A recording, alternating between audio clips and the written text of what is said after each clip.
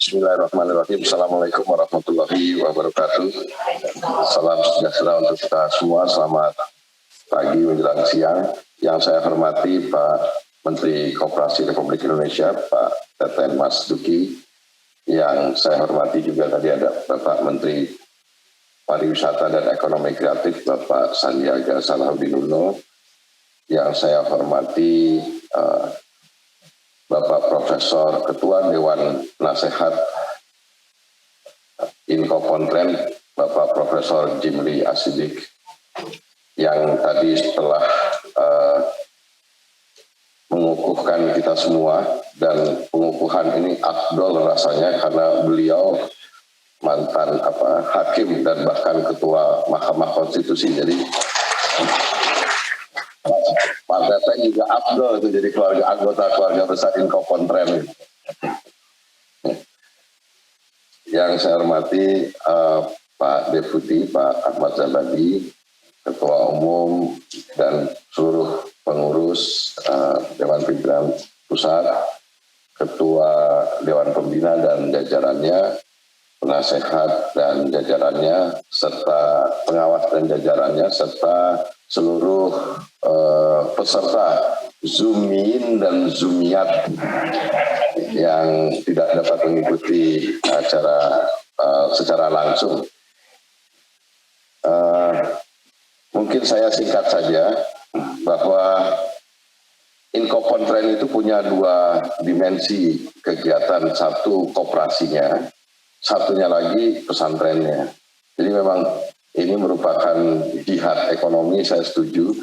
Tetapi dalam melaksanakan jihad itu tentu yang terlebih dahulu diperbaiki itu adalah sebenarnya kita mulai dari diri kita sendiri dulu. Itu yang terpenting adalah kita memperbaiki terus-menerus pribadi kita, supaya kita juga bisa mampu mengemban tanggung jawab yang besar, apalagi itu berkaitan dengan dakwah dan dakwah ekonomi. Jadi ini menjadi catatan buat pengawas untuk selain mengawasi dirinya sendiri untuk menjadi lebih baik lagi, dan ikut juga mengawasi pengurus Inkopontren supaya bisa menjadi lebih baik lagi karena mengemban tanggung jawab yang besar ini. Saya sering ikut ini, kita harus memberi apresiasi dan tepuk tangan buat Pak Menteri Koperasi dan Pak Ahmad Zabadi, karena beliau-beliau ini, terutama Pak Menteri, berada dalam posisi transformasi gerakan koperasi menjadi digital, tapi juga transformasi dari kepengurusan rata-rata pengurus koperasi yang harus diregenerasi.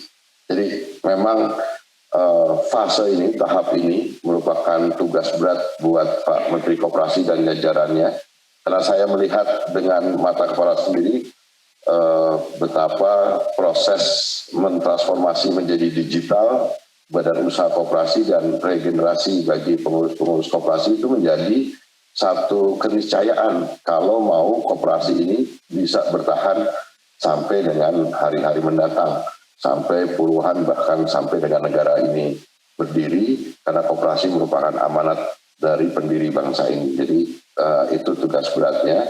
Tetapi dalam kesempatan ini Pak Menteri dan Pak Jimli dan seluruh pengurus, saya sebagai diberi amanat tadi sudah dikukuhkan jadi ketua pengawas, saya akan menyediakan waktu minimal seminggu sekali kita akan bertemu dengan pengurus untuk bisa membantu apa yang bisa kita bantu dalam rangka mensukseskan semua program-program yang tadi telah disampaikan oleh Ketua Umum kita, supaya itu bisa realisasi.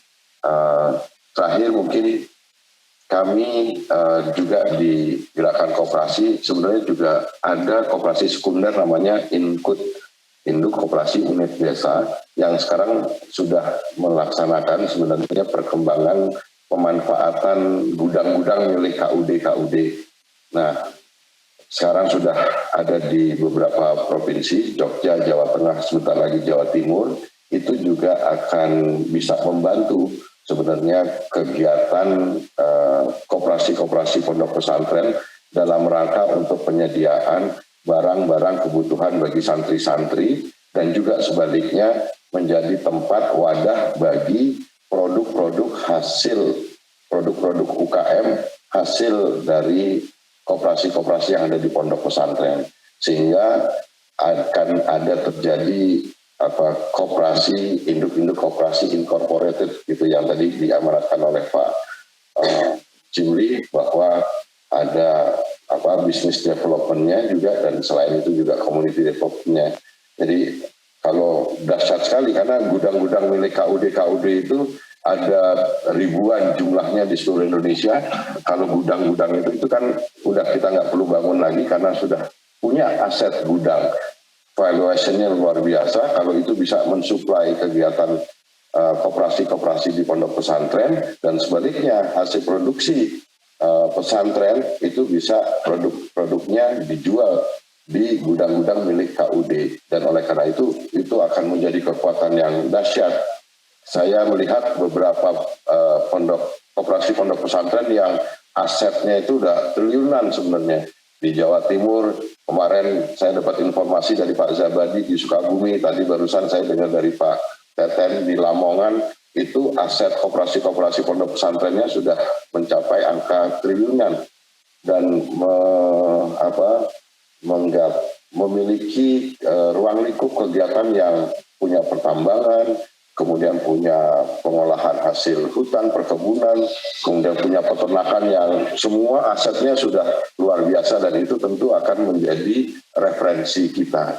Pak Teten dalam rangka pemanfaatan gudang itu juga menitipkan pesan yang sekarang kita sedang giatkan adalah penjualan atau pemasaran hasil produk-produk UKM milik kita.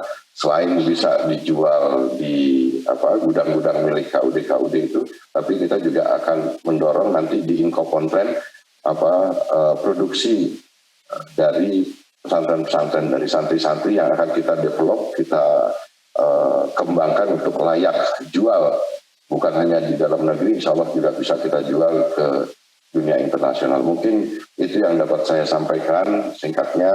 Sekali lagi mudah-mudahan kerjasama pengawas, penasehat, pembina, dan pengurus semuanya bisa sukses menjalankan amanat sampai dengan tahun 2026 ini. Amin. Billahi fi sabil haq. Assalamualaikum warahmatullahi wabarakatuh. Waalaikumsalam.